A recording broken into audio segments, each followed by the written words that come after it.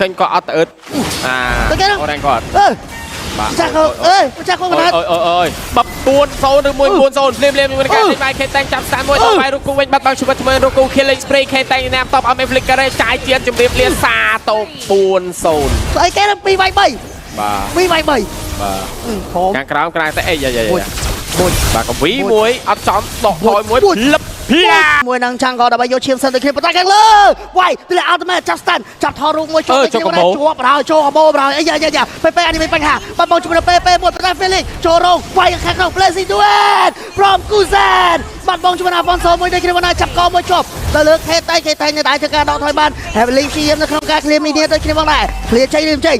Felix ចូលទៅđâyជាមួយការវាយទៅគ្នាបងដែរ killing spree បាត់បង់ជីវិតតទៅ3នេះសល់តែ2រូបទៅម្ដងខេតែងក៏ដូចជា Crimson អាចទប់ជាប់បានដែរទេស្របពេលដែលសមាជិករបស់ខាង team Pro Esports បុកវាយមនុស្សយកដល់បាត់បង់ខេតែងវាយជាងការយើងរកឃើញខ្លួនឯងក៏ឃើញខ្លួនឯងពេលហ្នឹងបាទ Air Strike តែ Ultimate ជាមួយនឹងការ counter ចាប់ស្តានវិញជាប់ដូចគ្នាបានដែរសាដាច់មកខៀលបាត់ហើយមិនអាចបាត់សល់បានទេភ្លាមវាយជាបន្តដាក់កងមួយវាយទៅលើរូបគូបាត់បងរូបគូបាត់ហើយ Blazing Duet from Kuzen វាយទៅ Afonso